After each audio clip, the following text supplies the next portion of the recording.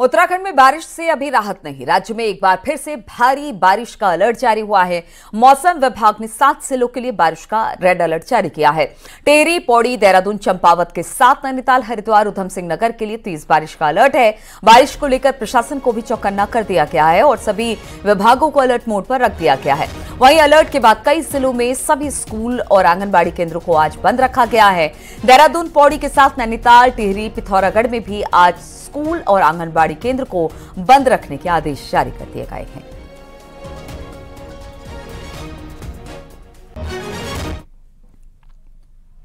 मौसम विभाग ने नैनीताल में भी बारिश का अलर्ट जारी किया है, जिसके बाद प्रशासन सतर्क है।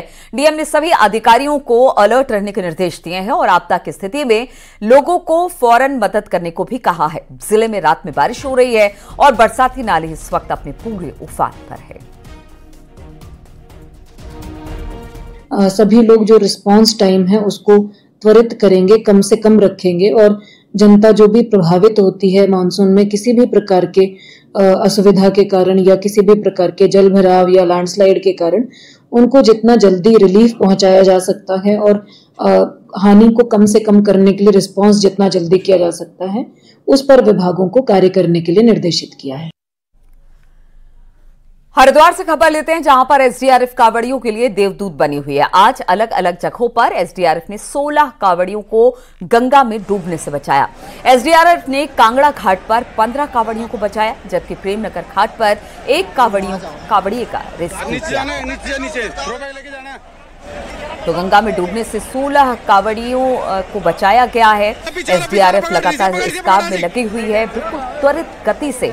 जहां भी एसडीआरएफ देखती है कि किसी तरह से कोई डूब रहा है, तुरंत उनको रेस्क्यू पहुंचाया जाता है। और 16 कांवड़ियों की अब तक आज अगर बात की जाए सुबह से लेकर अभी तक, तो 16 कांवड़ियों को डूबने से एसडीआरएफ की टीम ने बचाया है।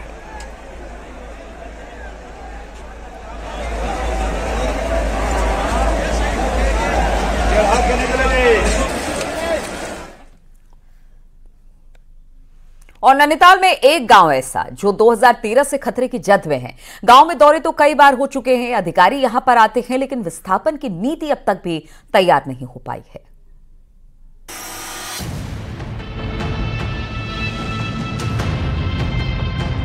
नैनीताल जिला मुख्यालय के पास ये खूपी गांव खतरे में है। घरों की दरारों ने गांव के लोगों की टेंशन बढ़ाई है और बारिश में तो ग्रामीण दहशत में ही जी रहे हैं। गांव के नीचे से पाइस नाले से लगातार कटाव होने से कुछ परिवार गांव ही छोड़कर चले गए, तो कई घर खतरे की जद में आ गए। गांव में हो रहे धसाव से लोगों की रातें भी दहशत में ही कट रही हैं। खूपी गांव के लोग विस्थापन को तो तैयार है, लेकिन बेहतर नीति बनाने की भी मांग कर रहे हैं। बहुत ही खतरा बना है सर, कुछ कह नहीं पाती हूँ। इस तरह की स्थिति है, बस गिरने वाला हो रहा है। घर रात भर ही नहीं सोते, बारिश होती है तो सोते ही नहीं है, बैठे रहते हैं। और अगर विस्थापन के लिए कहने को कई बार विस्थापन की बात हुई है, अब विस्थापन होता भी है तो वहाँ एक कमरा मिलेगा, रोजगार के लिए कहाँ जाएंगे? यहाँ पर नजदीक में है तो रोजगार, कम से कम विस्थापन हो तो ऐसी जगहों की जगह भी मिले ताकि वो रोजगार भी मिल सके। समस्या जो है वो नीचे से कटान हो रहा है, नाले से यहाँ कटान हो रहा है, जिस वजह से इस गाँव में बहुत भारी मात्रा में भूस्खलन हो रहा है सर। दरअसल साल 2013 से गांव पर खतरा बना हुआ है। ऐसा नहीं है कि अधिकारियों की इसकी खबर नहीं है। जिला मुख्यालय से लगा हुआ गांव होने के बाद कमिश्नर से लेकर डीएम तक ने पहले भी यहां दौरे किए, लेकिन परिणाम कुछ नहीं निकला। अब इस मानसून के दौरान भी अधिकारियों ने इस गाँव का दौरा किया है और विस्थापन की बात कही है। अभी हम लोग जब भ्रमण किया पूरे गाँव का, तो कई मकान कुछ बैठ गए हैं, कुछ में दरारें नई भी हैं, कुछ पुरानी दरारें भी वहाँ दिखाई दे रही हैं। और जो मकान बिल्कुल खतरे की स्थिति में थे, कुछ मकान जो हमको लग रहा था वहाँ पर रहना खतरे खाली नहीं है, ऐसे जो भवन स्वामी है उनको खाली करने का भी बता दिया गया है। उनसे भी कहा गया कि आप वहाँ से सुरक्षित स्थान चले जाएंगे। बहरहाल गांव खतरे की जद में है और हर साल अधिकारियों ने जायजा भी लिया, लेकिन खतरे के बाद भी अभी तक विस्थापन को लेकर देरी करना भी सवालों के घेरे में है। न्यूज़ 18 के लिए नैनीताल से वीरेंद्र बिस्ट की रिपोर्ट। और इस वक्त सीधे रुख करते हैं लोकसभा का, जहां पर अनिल बलूनी कुछ कह रहे हैं। धन्यवाद करना चाहता हूं महोदय। मैं आपको एक छोटी सी बात बता के अपनी बात समाप्त करूंगा कि देहरादून से दिल्ली के लिए मसूरी एक्सप्रेस चलती थी। वहाँ से गढ़वाल राइफल्स के हमारे जवान नजीबाबाद में 2 डब्बे जुड़ते थे जिनसे दिल्ली आया जाता था। वो डब्बे क्लिपिंग के कारण बंद कर दिए गए। मैं रेल मंत्री जी से मिलने गया, मैंने रेल मंत्री जी से कहा साहब इस पे गढ़वाल राइफल्स के हमारे जवान और हमारे गढ़वाल के भाई बहन दिल्ली आते हैं, कृपया दो डब्बे हैं इनकी क्लिपिंग शुरू कर दीजिए। रेल मंत्री जी ने मना कर दिया। रेल मंत्री जी ने कहा यह संभव नहीं है, रेलवे सुरक्षा के लिए ठीक नहीं है। मैं निराश हुआ, मुझे लगा कि चलिए रेल मंत्री जी ने मना कर दिया तो रेल मंत्री जी फिर बोले कि अगर क्लिपिंग नहीं हो सकती नई ट्रेन तो चल सकती है। और महोदय मैं साधुवाद देना चाहता हूं, मैं 2 डब्बे मांगने गया था, उन्होंने 16 डब्बे की ट्रेन दिल्ली के लिए लगा दी। ऐसी हमारी सरकार है और ऐसी हमारी सरकार की कार्यप्रणाली है। आज 5100 करोड़ रुपया उत्तराखंड में रेल नेटवर्क के लिए दिया गया है। और महोदय मैं आपको बताना चाहता हूं जिस प्रकार से देश भर के अंदर काम हो रहा है रेल में, और उत्तराखंड जैसे बहुत सारे उदाहरण हैं। आज नॉर्थ ईस्ट को जोड़ा जा रहा है, आज नॉर्थ ईस्ट के बड़े दूरस्थ क्षेत्रों को भी ट्रेन के साथ जोड़ा जा रहा है। ये हमारी सरकार है जो जिन लोगों ने कभी सपनों में भी, कभी जिन्होंने किस्से कहानियों में ट्रेन सुनी थी, आज वहाँ सब जगह ट्रेन पहुँच रही है। ये मोदी जी की सरकार है और मोदी जी की सरकार की कार्यप्रणाली है कि आज ट्रेन सब जगह पहुँच रही है। महोदय मैं कुछ चीज़ें आपको ज़रूर बताना चाहता हूँ कि पिछले सालों के अंदर किस प्रकार से काम हुआ। आप देखिए 2,52,000 करोड़ का बजट, 2,52,000 लाख करोड़ का बजट आप इस वक्त है। यूपीए की सरकार के टाइम में जो बजट था 2013-14 में, उससे 8 गुना अधिक बजट हमारे इस बार बजट में रखा गया है। ये सरकार का काम है।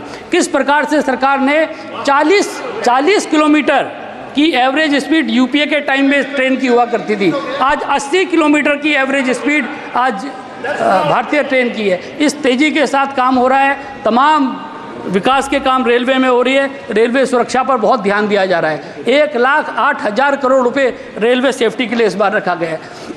महोदय मैं ये बताना चाहता हूँ कि आप पिछले 1 साल के अंदर 5,000 किलोमीटर रेलवे लाइन का काम पूरा हुआ है। ये पूरे स्विट्जरलैंड की जितनी रेल नेटवर्क है उससे अधिक है। पिछले 10 वर्षों के अंदर 25,000 किलोमीटर रेलवे लाइन का काम हुआ है, जो कि पूरी जर्मनी की रेलवे जितनी नेटवर्क है उससे ज़्यादा बड़ा है। जो लोग हमारे विपक्ष के साथी यूरोप और अमेरिका और दुनिया भर की बातें करते हैं, उनको ज़रूर समझना चाहिए कि किस प्रकार से देश के अंदर काम हो रहा है। महोदय ये सरकार जनता के जो सपने हैं उनको हकीकत में बुन रही है और ऐसी जगह ट्रेन ले जा रही है जहां हमने कभी कल्पना नहीं की थी। और मैं पूरी तरीके से माननीय अश्विनी वैष्णव जी ने जिस प्रकार से काम किया है, और मैं ज़रूर महोदय मैं एक बात बोल के अपनी बात जरूर समाप्त करूंगा।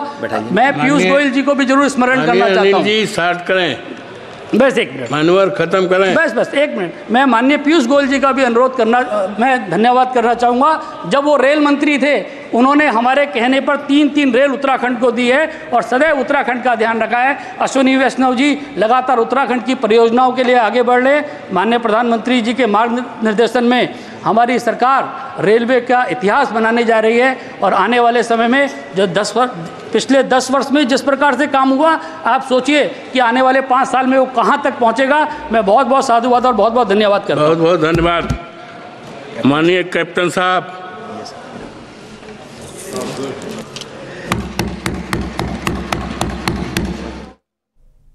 तो पौड़ी गढ़वाल से सांसद अनिल बलूनी को आप सुन रहे थे। बढ़ते हैं अगली खबर की ओर। नैनीताल के धोबी घाट में गुलदार की दहशत से लोग खौफ में हैं। यहां बीती रात एक गुलदार घर में घुस आया, कुत्तों पर हमला कर दिया। वहीं सारी घटना वहां पर लगे सीसीटीवी कैमरे में कैद हो गई। तस्वीरों में आप साफ तौर से देख सकते हैं कैसे गुलदार कुत्तों पर हमला कर रहा है। वहीं इलाके के लोगों ने वन विभाग से गुलदार को पकड़ने की अब अपील की है।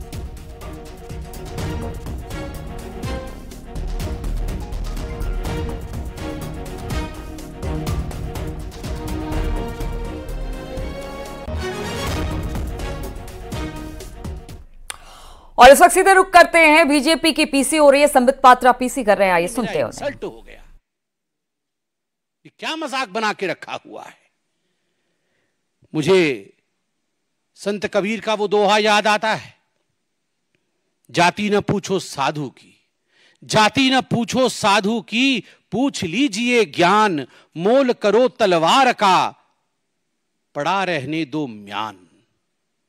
जाति न पूछो साधु की। राहुल जी साधु हैं? वो साधु होते तो उनकी जाति नहीं पूछी जाती।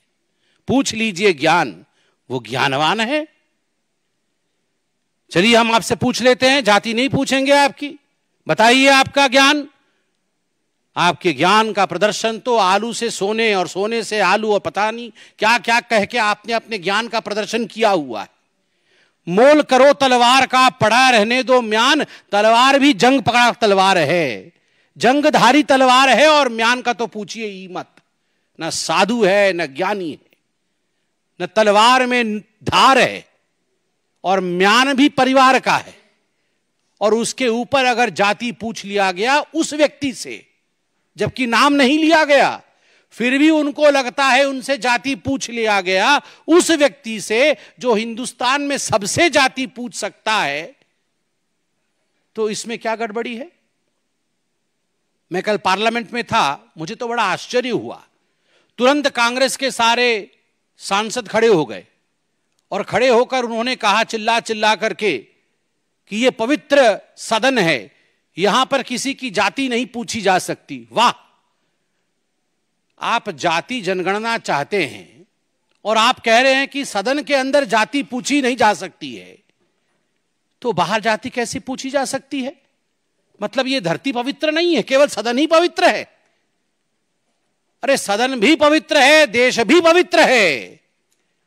आप लोगों ने कल कहा कि सदन के अंदर किसी की जाति पूछना यह इंसल्ट है, तो गणना कैसे होगी आप ये बता के दिखाइए। मुझे आश्चर्य होता है राहुल गांधी जी, मैं अभी वीडियो में वो बयान देख के आ रहा था जिस बयान में आपने प्रधानमंत्री जी के जाति को लेकर भी भ्रम फैलाने की कोशिश की थी।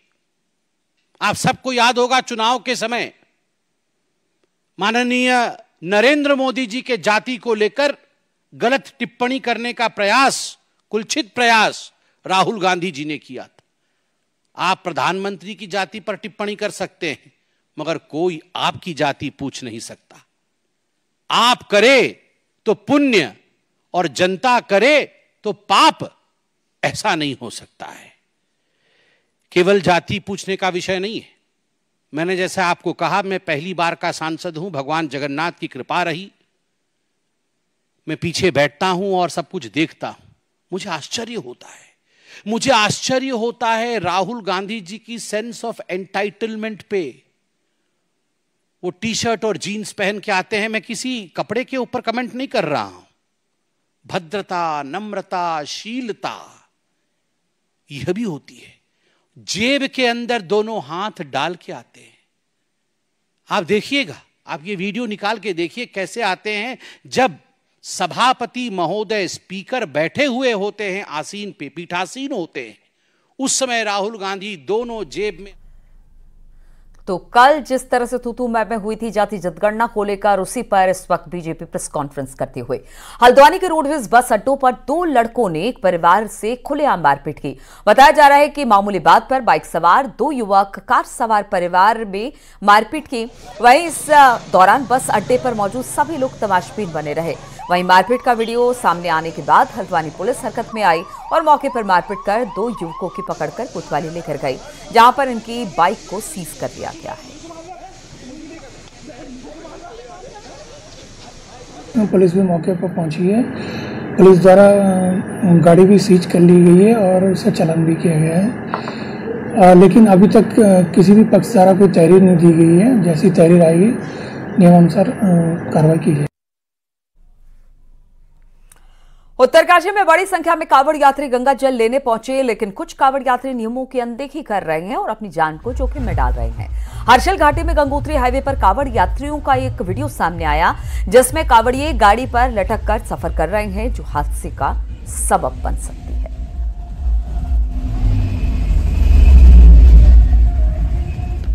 देहरादून से खबर है, जहां पर सीएम धामी विभागों की कामकाज की समीक्षा कर रहे हैं। सचिवालय में सीएम धामी पशुपालन डेयरी विभाग की समीक्षा कर रहे हैं। सीएम धामी ने अधिकारियों से कामकाज का पूरा ब्यौरा लिया है। तो आज कई सारे ऐसे विभाग हैं जिसकी समीक्षा बैठक कुछ की तो हो चुकी है, कुछ की चल रही है, कुछ की थोड़ी देर बाद होने वाली है।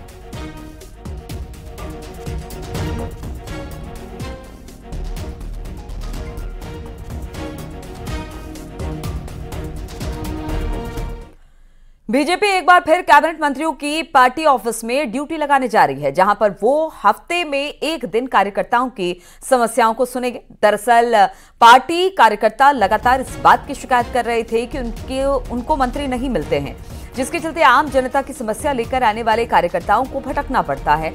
अब यही वजह है कि अब कह दिया गया कि पार्टी कार्यालय में हर दिन एक नेता बैठेंगे और जो कार्यकर्ता है उनकी समस्याएं सुनी जाएंगी। माननीय मंत्रीगण बैठे, माननीय मुख्यमंत्री जी भी एक दिन बैठ करके कार्यकर्ताओं के माध्यम से जो जनता उनके साथ में जुड़ी हुई है, क्योंकि कार्यकर्ताओं को ही जनता के बीच में समस्याओं का सामना करना पड़ता है और जनता जो पकड़ती है वो पहले कार्यकर्ता को पकड़ती है। इसलिए कार्यकर्ताओं के द्वारा जो भी समस्याएं माननीय विधायकों के सामने, माननीय मंत्रीगणों के सामने लाई जाती हैं, उनको सुनने का एक मंच, एक प्लेटफॉर्म तैयार हो। हरिद्वार का कावड़ मेला अंतिम चरण में पहुंच गया है और इस समय हरिद्वार में डाक कावड़ की धूम है। लाखों की तादाद में हरिद्वार पहुंच रहे हैं कावड़िए। डाक कावड़ लेकर पैड़ी से गंगाजल भरकर अब धीरे धीरे करके अपने अपने घरों की तरफ रवाना हो रहे हैं। शिवालय पहुंचकर वहां पर वो शिव को जलाभिषेक करेंगे। डाक कावड़ों की भीड़ के चलते हाईवे जाम हो चुका है। 2 अगस्त की सुबह तक डाक कावड़ों का ये दौर लगातार जारी रहेगा। ट्रैफिक व्यवस्था के नजरिए से अगले 36 घंटे हरिद्वार पुलिस के लिए बेहद चुनौती भरे होने वाले हैं। मेला क्षेत्र की सभी पार्किंग 80% से ज्यादा फुल हो चुकी है। डाक कावड़ में भी हमारी जो 3-4 बाइक हैं उन पर 3-3, 4-4 लड़के होते हैं। एक लड़का जल को लेकर चलता रहता है, उससे जब वो थोड़ी सी 10-20 मिनट चलने के बाद फिर दूसरा लड़का आ जाता है। तो इस तरह से हम अभिषेक करते हैं। खंडित नहीं होना देना। और बाइक रहती है, बाइक से मतलब 4-5 बाइक रहती है और बाइक ही मतलब डाक कावड़ ले जाती है, लेकिन उससे नहीं टाइम टूटेगा। बाइक टाइम कितने लोगों का ग्रुप आता है इसमें? देखो इसमें 20 भी होते हैं, 25 भी होते हैं।